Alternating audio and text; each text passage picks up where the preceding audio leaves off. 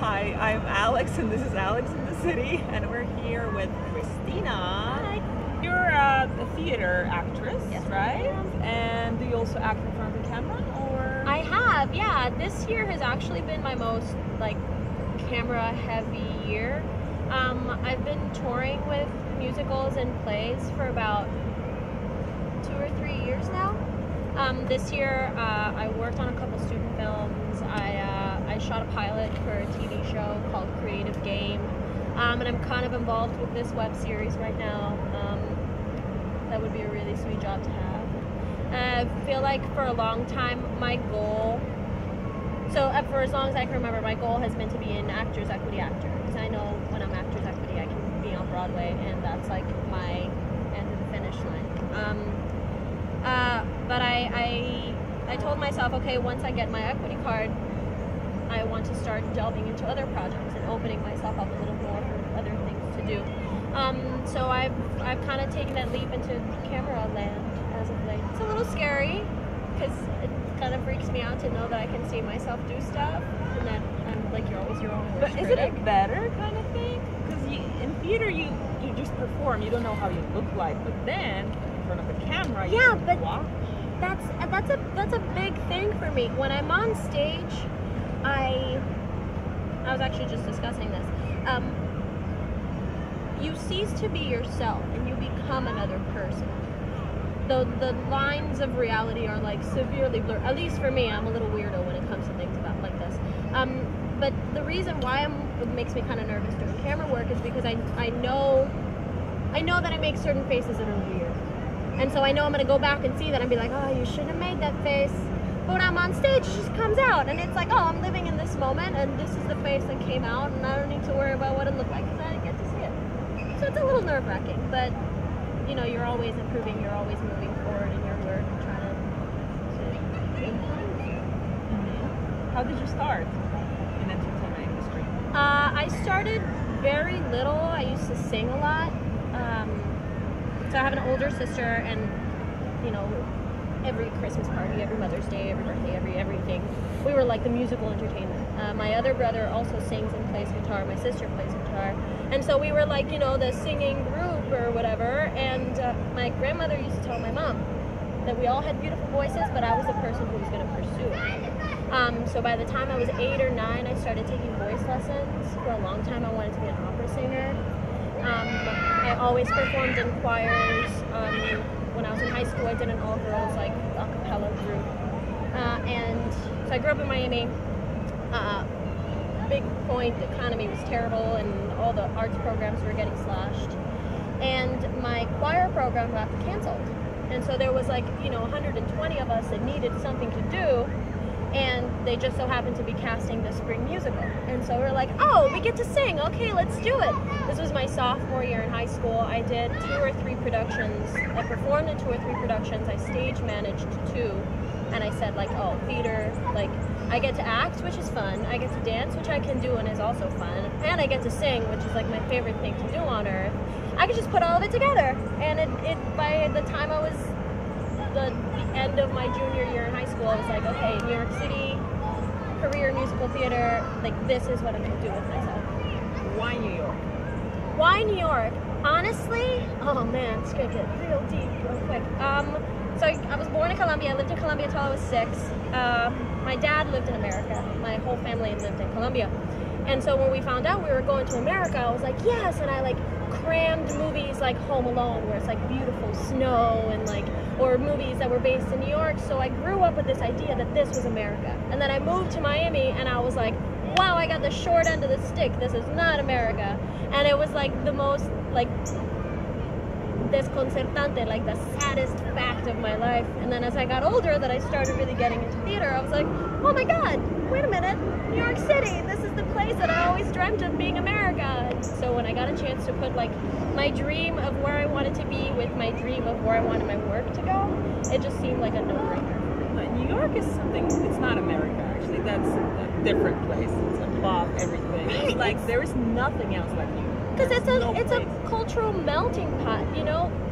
America, by standards, you would think a place like the Midwest or like Michigan, which is like beautiful suburbs and the snow and the prettiness of it all.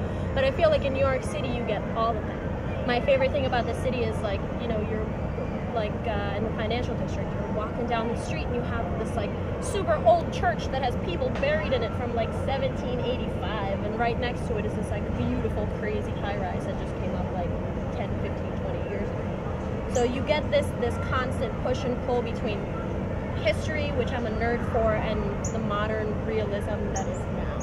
So it's like it's kind of weird, it's kind of happy in my life.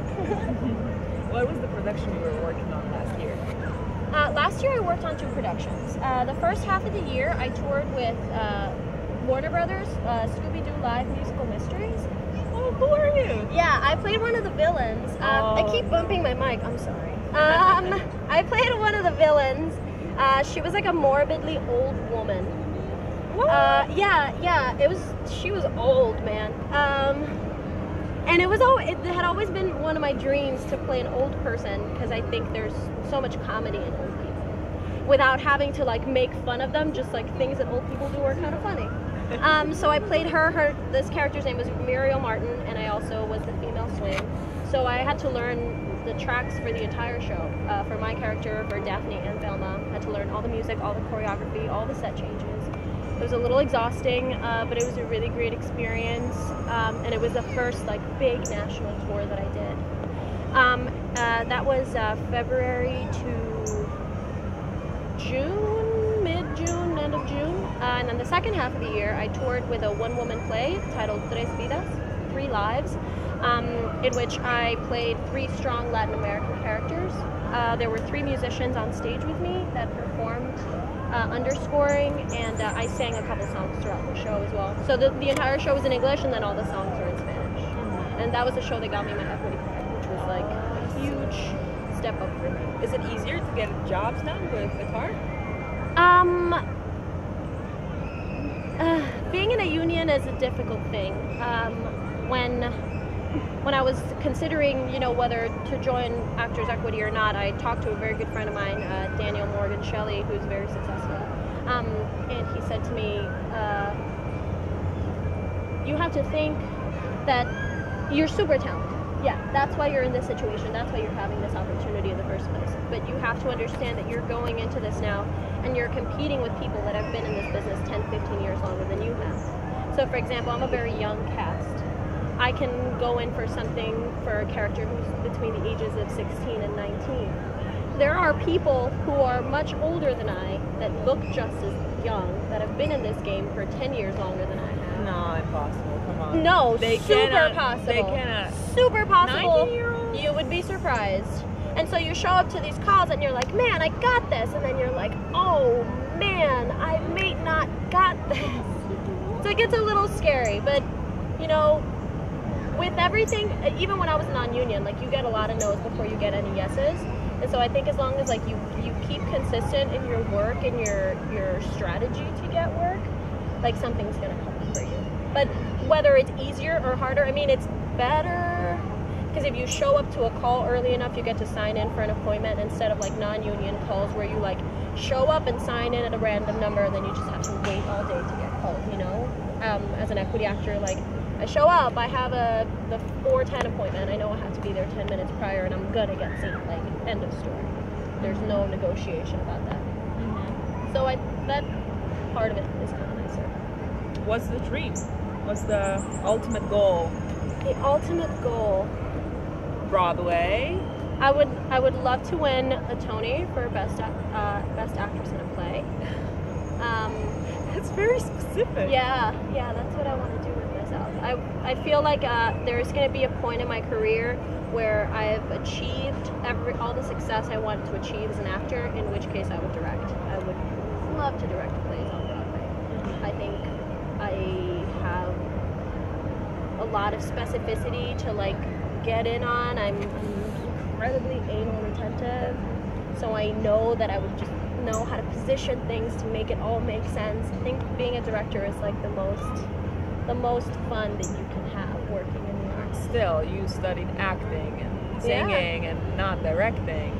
The reason why I didn't want to study directing was because I knew it would be a 4-year commitment which I honestly, fresh out of high school, did not want to do. So my strategy was, I did a 2-year conservatory program. So my strategy was, I'm going to go be a performance major, because it's what I love to do anyway. And I'm going to do my 2 years, and if in a year after graduating I haven't booked any work, I will go back to school, get my bachelor's, and delve into other parts of my career that I could get into. I also, for a while, was like dying to be a psychiatrist. So that was like my strategy. Okay, if I don't work as an actor, then I know I have to have a fallback plan. But I was super fortunate, and like 3 or 4 months after I finished school, I booked my first job. And I was in Colorado for like 3 months in the middle of ski season, and like everything was paid for, and I was getting paid. So I was like, I could do this. I could totally get behind this. And yeah, you know, I've been pretty lucky about like working pretty consistently. Yeah, you are really lucky. Yeah. Are you a full-time actress now? Do you have a side job? I have, well, my side job is babysitting. Oh, cool. Yeah, my mom owned a daycare when I was a kid, and so I was always like super like hands-on with kids that were younger than me. And when it came to like needing some extra money when I was between jobs or whatever, I was like, oh, I could totally just babysit. And I've had 3-4 clients in the city, and I started babysitting maybe like 2 years ago. Awesome. So it gives you money between like jobs. Yeah. And also like background acting is something that's really convenient too. Actually have to go back there because I used to have a bleach blonde mohawk. I've changed a lot in the past like 2 years. But it's really convenient because, you know, they send you out to like, I mean, it's like 6 days, but it's something that it pays. You're on set, so you're like kind of in your own element. Yeah.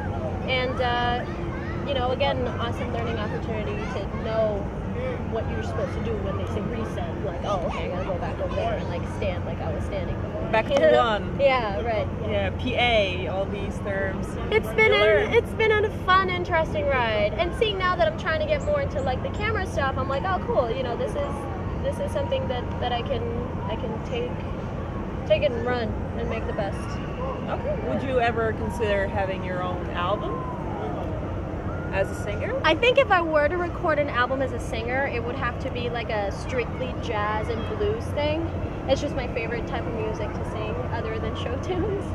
I don't think, I mean, I've been singing all my life, so definitely like the pop sound is something that I can do, but it's just not, like it's not what I want to do. For me, singing on stage just to like sing, I feel like I need to have something to do other than just like, I sing so pretty, you know what I mean? Like, that's why musical theater. You're telling a story, you're going a place with a character, you're taking people with you on this trip through music and acting and connection. Mm-hmm. Okay, thank you so much, Cristina. Don't, babe. Thank you.